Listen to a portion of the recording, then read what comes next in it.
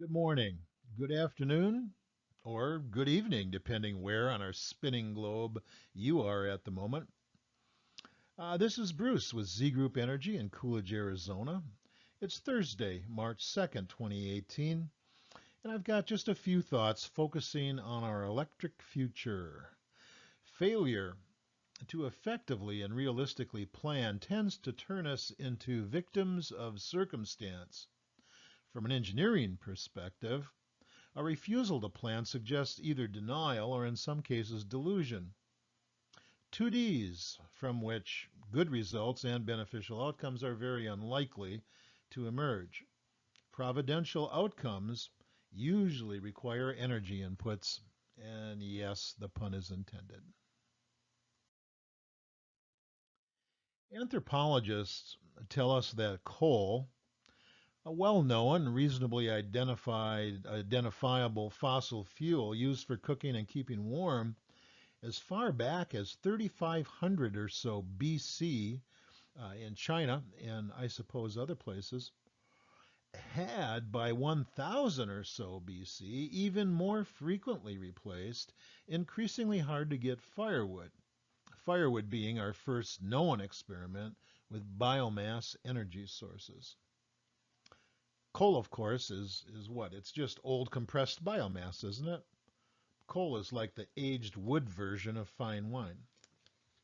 Anyway, it wasn't until the Industrial Revolution and virtually unchecked migration from rural manorial living to high density town and city living in the mid 18th century that coal began seriously replacing biomass as an energy source. Now, black and billions of that time provide ample testament to the resultant pollution. Problems aside, fossil fuels have propelled humanity into its 21st century at standards of living comfort and convenience never before experienced on Earth.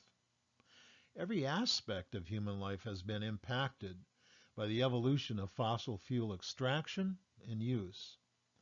Political agendas aside, this beneficial bumping upward in standard of living, transportation, and health have been and are spreading across the globe as developing nations slowly climb on board with more fully developed resources.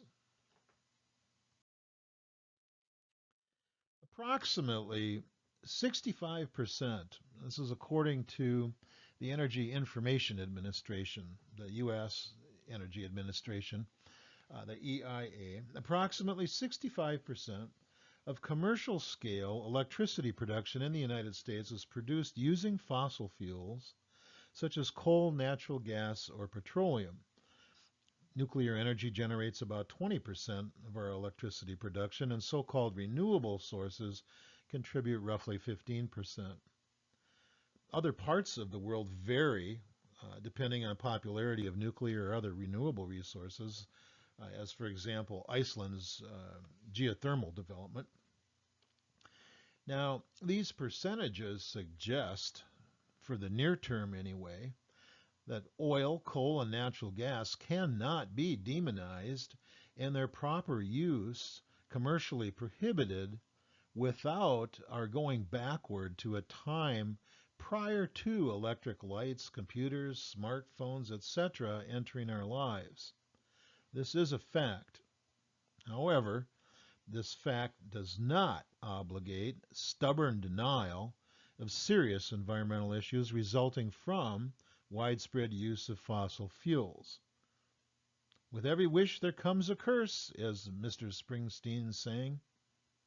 Most of us have a proven ability to walk and chew gum at the same time, and ZGE sees no reason to deny that proclivity. We inhabit a period of history where possibilities appear boundless, yet demands on our time are endless. Survival in a rapidly changing world dominates our attention, deflecting focus away from cautiously securitizing our growing energy needs or a sustainable energy future. Today's green energy programs seem to pander enticingly, but have so far offered little progress, really, toward securing our future with its rapidly increasing appetite for energy. If we continue along this pandering status quo path, we guarantee our future as victims of circumstance, don't we? Regardless how busy we are today, why would we choose to do this to ourselves? Why are we refusing to walk and chew gum at the same time? To realistically secure humanity's energy future, particularly on a global scale, particularly for those less fortunate, we must responsibly multitask to at least some extent. It's imperative we employ some portion of our current ease and high standard of living, at least in the Western Hemisphere, to actively support and engage serious research funding for serious renewable clean energy alternatives. Failure to multitask within our energy-dependent societies today assures an energy-challenged future and may lead to drastically lower standards of living. Wind and solar energy are wonderful, though limited options. It's critical to humanity's future that we begin to more aggressively pursue additional, possibly viable energy options, options that can never become available should we choose not to discover them. My point today is to encourage all of us to take an occasional moment, contact the powers that be, and remind our corporate and government leadership that the do-nothing option provides zero progress and zero future benefit for everyone. That's guaranteed. Z Group Energy contends all viable clean energy technologies should be earnestly funded and researched, not just wind and solar. Let's prove again we can walk and chew gum at the same time. Enjoy the benefits of fossil fuel and continue improving its environmentally sound uses today. But, there's that but, B-U-T, all in caps, I'm yelling it. But also realize tomorrow's electric future and tomorrow's standard of living depend entirely on the planning commitment we engage today. We can't just think about it. We can't just chat about it. We have to do it. We have to engage it. In any event, thanks for listening.